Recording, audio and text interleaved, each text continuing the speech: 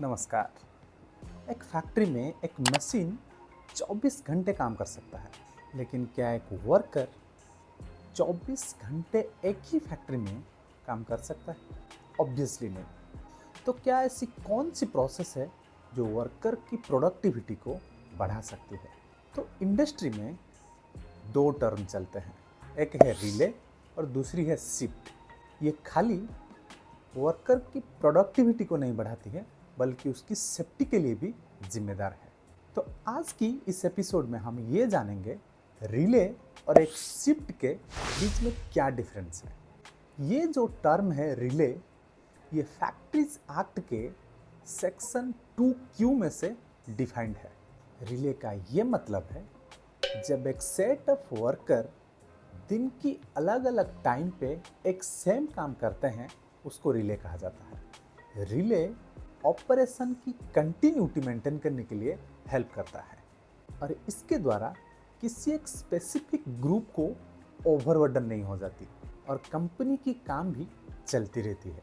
हम शिफ्ट उसको कहेंगे अगर एक स्पेसिफिक टाइम के अंदर कुछ वर्कर काम करते हैं। फॉर एग्जाम्पल, एक दिन में 24 घंटे होती है और एक शिफ्ट स्पेसिफिकली 8 घंटे की होती है। तो एक दिन में 3 शिफ्ट करने से पूरे राउंड द क्लॉक यानी 24 आवर कवर हो जाती है। तो एक शिफ्ट के लिए 8 घंटे काम करना जरूरी है। अब थोड़े से इसके अंदर डीप डाइव करते हैं। रिले और शिफ्ट के अंदर क्या इंटरकनेक्शन है? रिले ये रेफर करता है एक सेट ऑफ वर्कर सेम काम को परफॉर्म करते हैं दिन के डिफरेंट टाइम में से, लेकिन एक शिफ्ट में एक सेट ऑफ वर्कर एक स्पेसिफिक टाइम पीरियड के अंदर काम करते हैं। हम ये कह सकते हैं एक शिफ्ट एक स्पेसिफिक टाइम डिटरमिन करती है और रिले ये आइडेंटिफाई करता है एक group of worker scheduled for that time. अब ये जानते हैं कि फैक्ट्री एक्ट के अंदर शिफ्ट वर्किंग के लिए कौन से प्रोविजन रेलेवेंट है। सबसे पहले है सेक्शन 51। ये बोलता है कि कोई भी वर्कर एक हफ्ते में 48 आवर्स से ज़्यादा काम नहीं कर सकता। और दूसरी है सेक्शन 52। इस प्रोविज़न के अंदर एक वर्कर को वीकली हॉलिडे मिलना ज़रूरी है। जनरली इंडिया में संडे को वीकली ऑफ माना जाता है। अगर कोई भी worker Sunday as a weekly holiday नहीं ले रहा है तो वो 7 दिन की व्यवधान पे या 7 दिन की अंतर पे एक वीकली ऑफ लेना जरूरी होता है। और तीसरा है सेक्शन 53। ये बोलता है कॉम्पेंसेटरी ऑफ के बारे में। ये बोलता है अगर कोई भी वर्कर वीकली ऑफ के दिन या किसी भी हॉलिडे के दिन ड्यूटी में आता है तो उसके बदले पूरे एक दिन उसको एज ए कॉम्पेंसेटरी ऑफ मिलना चाहिए। और उसके बाद सेक्शन 54 ये बोलता है कि एक वर्कर एक दिन में मैक्सिमम 9 घंटे काम कर सकता है।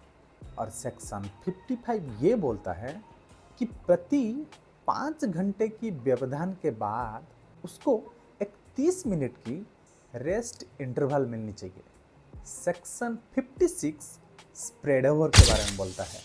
इसका मतलब ये है कोई भी वर्कर एक दिन में उसकी रेस्ट इंटरवल मिला करके मैक्सिमम 10 घंटे 30 मिनट से ज़्यादा काम नहीं कर सकता। और सेक्शन 58 डबल एम्प्लॉयमेंट को रेस्ट्रिक्ट करता है, यानी कोई भी वर्कर 2 फैक्ट्री में एक ही दिन में काम नहीं कर सकता। और सेक्शन 63 शिफ्ट ओवरलैपिंग को डिसअलाउ करती है या डिनाई करती है। मतलब ए शिफ्ट खत्म करने के बाद आप बी शिफ्ट नहीं कर सकते हो। भले ही आप उसी दिन सी शिफ्ट में आ सकते हो, लेकिन तुरंत दूसरे शिफ्ट में ओवरलैप नहीं कर सकते।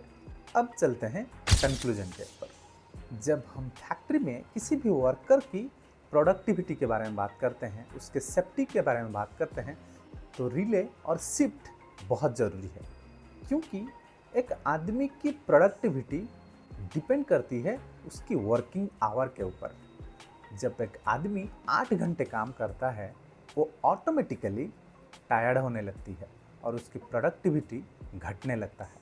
और यहाँ पे अगर ज़्यादा समय तक उसको काम पे आप लगा के रखेंगे, सेफ्टी कंप्रोमाइज़ हो जाती है, यानी एक्सीडेंट की पॉसिबिलिटी बढ़ जाती है।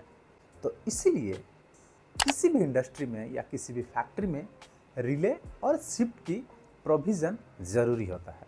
तो थैंक यू, नमस्कार।